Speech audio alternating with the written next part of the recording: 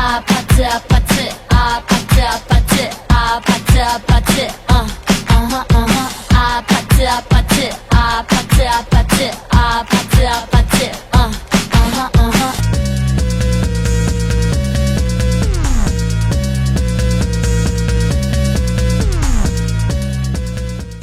Halo guys, kembali lagi bersama saya di podcast Obrolan Cerdas. Podcast ini membicarakan tentang pikiran cerdas yang utamanya untuk kalangan anak muda nih. Saya Anggun Fatmawati selaku pembawa acara, dan di kesempatan kali ini kita akan membahas seputar pendidikan bersama dengan narasumber kita, yaitu Yonatan Ade. Hai. Gimana nih Mas kabarnya? Ya, baik Mbak. Terima kasih untuk Mas Ade yang telah berkenan bergabung di podcast kita hari ini. Sama-sama.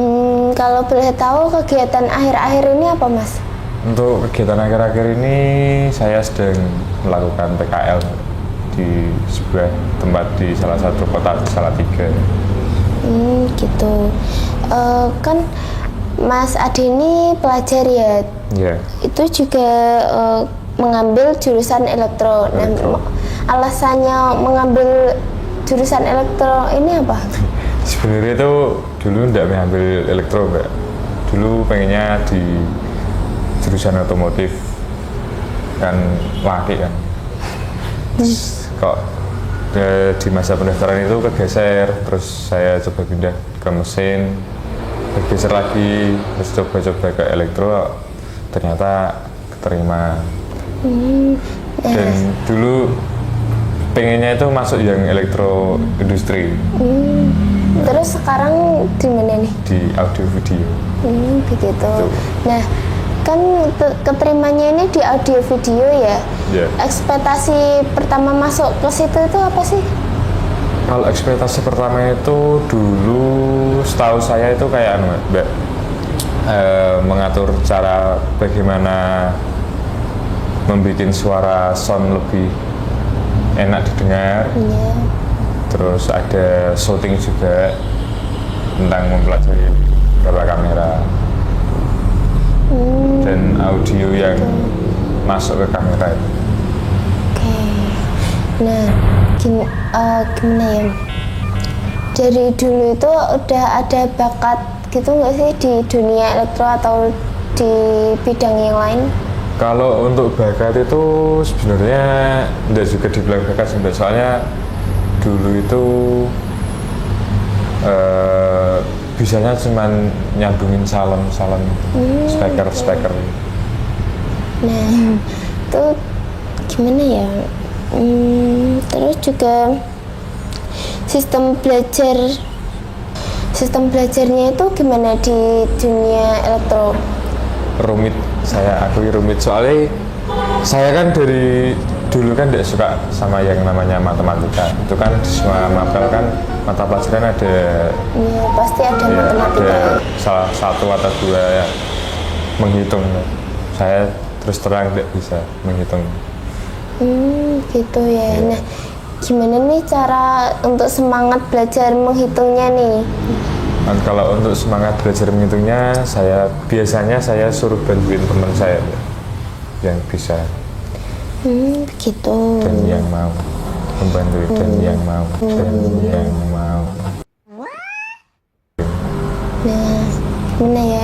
Kalau saya juga dulu kan ada bakat nih di dunia gimana ya? Kan dulu itu orang tua saya suka eksperimen gitu kan. Nah, itu saya ikut serta, terus juga jadi kayak lebih ke prestasinya ke non akademik ya. Ya.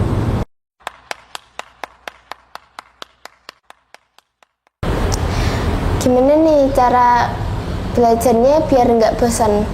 Kalau untuk mengantisipasi belajar itu biar tidak bosan, kalau saya itu biasanya sambil dengerin musik.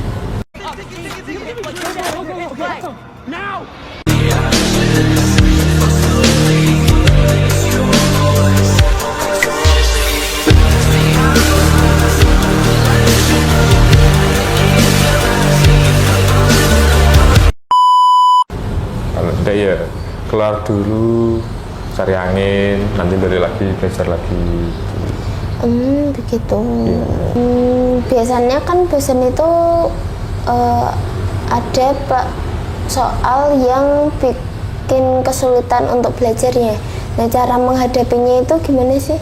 Kalau untuk soal yang sulit saya hadapi itu biasanya lihat di internet. Kalau tidak lihat di internet ya saya ke rumah teman saya suruh bantuin ini gimana, tanya caranya ini gimana, cara yang paling mudah. Gitu. Nah, biasanya itu menurut Mas Adi nih, mata pelajaran yang paling sulit itu apa? Kalau menurut saya itu matematika tadi, soalnya dari dulu tidak suka hitung-menghitung, tidak bisa. Tapi kalau suruh ngitung uang ya boleh. 1 dikali 1 sama dengan 1. 2 dikali 2 sama dengan 4. 2 sama dengan 5/3 dikurangin X-nya berapa? Jadinya 0,5. Nah, kan tadi itu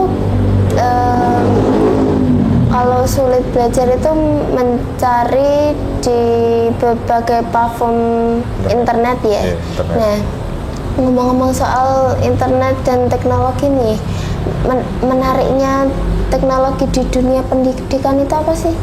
Kalau untuk itu menariknya lebih cepat aja sih Mbak, soalnya kita sekarang cari ini nanti bisa langsung ketemu, itu lebih mempermudah. Nah, teknologi yang biasanya digunakan anak muda sekarang itu apa? Kalau untuk itu biasanya pada pakai AI, kalau udah Google gitu Mbak. Itu kan lebih mudah juga. Kalau enggak ya pakai aplikasi. Oke, AI itu juga lagi Gembar-gembarnya. ya, malah di WA itu juga ada AI ya. Ada fitur baru kan. Nah, Mas Adi ini kan pelajar kelas 3 juga ya? Kelas 3. Nah, ini ada niatan untuk kuliah atau langsung kerja nih? SMK? Kalau untuk setelah SMK ini niat saya sih mau kuliah Mbak, tapi juga ingin kerja juga, di masih bimbang antara kerja atau kuliah. Mungkin kerja dulu sambil ngumpulin uang, nanti bisa biar buat kuliah itu. Nah, kalau mau kuliah nih ke universitas mana? Kalau untuk itu saya ingin ke Universitas Institut Seni Indonesia di Surakarta itu. Itu sana saya minat dari dulu karena ada salah satu jurusan yang saya minati juga.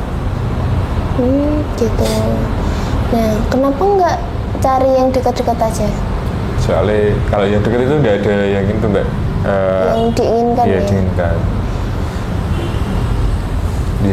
Aslinya itu yang dekat itu ada, cuman kayak sanggar, gitu aja sih, pelatihan. Gitu. Nah, kalau kan mau kerja langsung kerja nih. Iya. Nah, keinginannya itu mau kerja di mana? Kalau ingin kerja itu ya Kayak ke tambang sih. Jadi kayak lebih ke lapangan ya, Iya, bukan di lapangan. kantor-kantor gitu. Iya. Gitu. Nah, menurut Mas Adi ini pendidikan berpengaruh banget nggak sih di dunia karir? Kalau untuk pendidikan ke karir itu menurut saya tidak terlalu berpengaruh ya, soalnya karir itu kan dari diri kita sendiri.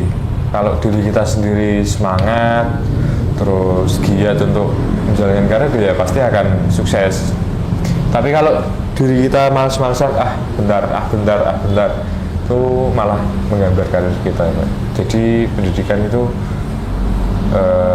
tidak semuanya itu masuk ke karir gitu, setahu saya. Oke. Nah, terima kasih untuk Mas Ade yang telah bersedia membagikan pengalaman dan pengetahuannya kepada kita semua. Ini terakhir nih, kesimpulannya apa? Untuk kesimpulan hari ini, jangan selalu menunda-nunda waktu, karena menunda waktu itu tidak baik bagi masa depan.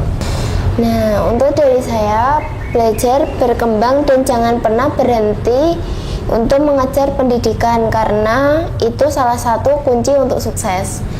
Nah, terima kasih untuk penonton yang telah menonton sampai akhir. Sampai jumpa di lain waktu dan podcast selanjutnya. Sampai jumpa.